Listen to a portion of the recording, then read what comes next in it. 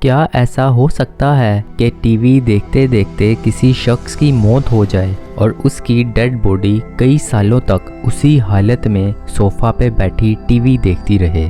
آج کی اس ویڈیو میں آپ کو 4 ایسی سٹوریز کے بارے میں بتاؤں گا جو آپ نے اس سے پہلے شاید ہی سنی ہوں۔ آن ٹی وی کی ویڈیو سے رہیں ہر دم باخبر۔ نمبر 1، جوئس کیرول ونسنٹ ایک ایسی ہی لڑکی تھی جس کی 2003 میں لندن کے ایک فلیٹ میں موت ہو گئی تھی۔ دیکھتے ہی دیکھتے 2 سال گزر گئے اور اس واقعے کی کانوں کان کسی کو خبر نہ ہو سکی۔ تقریباً 2 سالوں بعد جب اس کے فلیٹ کو کھولا گیا تو جوئس کا اسکیلیٹن صوفے کے اوپر ہی پڑا ہوا تھا، جس کے سامنے 2 سالوں سے مسلسل ٹی وی چل رہا تھا۔ حیرانی کی بات تو یہ تھی کہ پڑوسی بھی اس بات سے بالکل بے خبر تھے۔ اس لڑکی کے قتل کا بھی کوئی ثبوت وہاں موجود نہیں تھا۔ جب جوئس کے اسکیلیٹن کا پوسٹ مارٹم کیا گیا تو موت کی وجہ استھما کا اٹیک بتایا گیا۔ جوئس کی ڈیڈ باڈی 25 جنوری 2006 میں ملی تھی۔ انویسٹیگیشن کرنے پہ پتہ چلا کہ وہ 2001 میں اپنی جاب چھوڑ چکی تھی اور ڈومیسٹک وائلنس کی وجہ سے اپنا گھر بار چھوڑ کر ایک ٹرسٹ کی طرف سے دیے گئے فلیٹ میں زندگی بسر کر رہی تھی۔ جوئس کے اس فلیٹ کا آدھا رینٹ ٹرسٹ پے کیا کرتی تھی، لیکن 2 سالوں بعد آدھا رینٹ جو کہ 2400 پاؤنڈز تک جا پہنچا تھا، نہ ملنے کی وجہ سے جوئس کے فلیٹ کو کھولا گیا اور صوفے پہ بیٹھی ہوئی اس کی ڈیڈ باڈی دیکھ کر سب حیران رہ گئے۔ فریج میں پڑا ہوا کھانا بھی 2003 میں ہی ایکسپائر ہو چکا تھا۔ جوئس کے گھر والوں نے بھی اسے بہت سے خط لکھے، لیکن کسی بھی قسم کا جواب نہ آنے کی وجہ سے انہوں نے خط لکھنا چھوڑ دیے۔ اب آپ یہ سوچ رہے ہوں گے کہ فلیٹ کے ارد گرد کے لوگوں کو بھی اس بات کی خبر نہ ہو سکی۔ اصل میں پڑوسیوں کے مطابق انہیں لگتا تھا کہ یہ فلیٹ جس میں جوئس رہتی تھی کسی کے قبضے میں نہیں ہے اور بالکل خالی ہے۔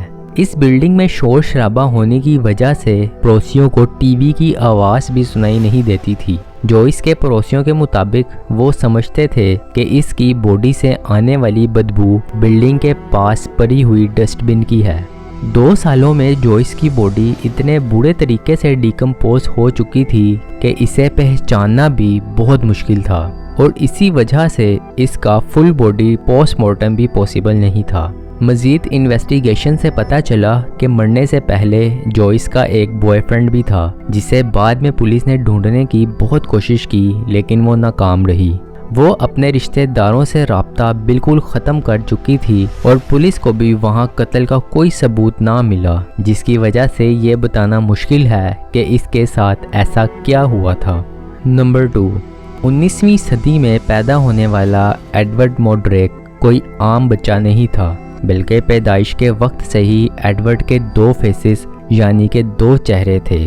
ویسے تو کئی لوگ جینیٹک ڈس آرڈر کی وجہ سے 2 چہروں کے ساتھ پیدا ہوتے ہیں، لیکن ایڈورڈ کے کیس میں یہ کچھ زیادہ ہی خوفناک تھا۔ ایڈورڈ کا یہ چہرہ اس کے اصل چہرے کے بالکل پیچھے تھا، اور ایڈورڈ کے مطابق یہ صرف ہنستا تھا یا روتا تھا، یعنی کہ ایڈورڈ نہ تو اس چہرے سے کچھ کھا سکتا تھا، نہ ہی بول سکتا تھا اور نہ ہی کچھ دیکھ سکتا تھا۔ لیکن ایڈورڈ اپنے اس دوسرے چہرے سے بہت تنگ تھا، کیونکہ ایڈورڈ کے مطابق یہ چہرہ ہر وقت اس کے کان میں وسپر کرتا تھا، اور ایڈورڈ جب خوش ہوتا تھا تو یہ چہرہ اس پہ طنز کیا کرتا تھا، اور جب ایڈورڈ روتا تھا تو یہ چہرہ اس پر ہنسا کرتا تھا۔ یہی وجہ تھی کہ ایڈورڈ نے ڈاکٹرز کو کئی بار اس ڈیمن فیس کو ہٹانے کا کہا، لیکن اس وقت میڈیکل سائنس نے اتنی ترقی نہیں کی تھی کہ جتنی آج کر لی ہے۔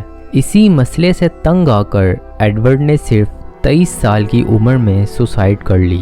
نمبر 3، نیدرلینڈ کے شہر لینڈ گروف میں رہنے والے 82 سالہ ایک شخص نے اپنے 101 سالہ باپ کو ایک ڈیپ فریزر میں رکھ دیا، اور اس نے ایسا اس لیے کیا کیونکہ وہ ان سے بات کر سکتا تھا۔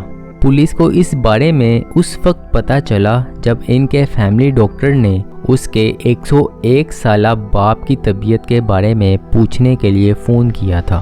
इन्वेस्टिगेशन करने पे मालूम हुआ कि उसके बाप की नेचुरल डेथ हुई थी और उसे मरे हुए 18 महीने गुजर चुके थे, यानी कि इस शख्स ने 18 महीनों से अपने बाप को एक डीप फ्रीजर में बंद कर रखा था। नंबर 4, 20 अगस्त 2007 एक 12 साल की बच्ची को समंदर के पास एक बीच पे खेलते हुए एक आदमी का जूता मिलता है।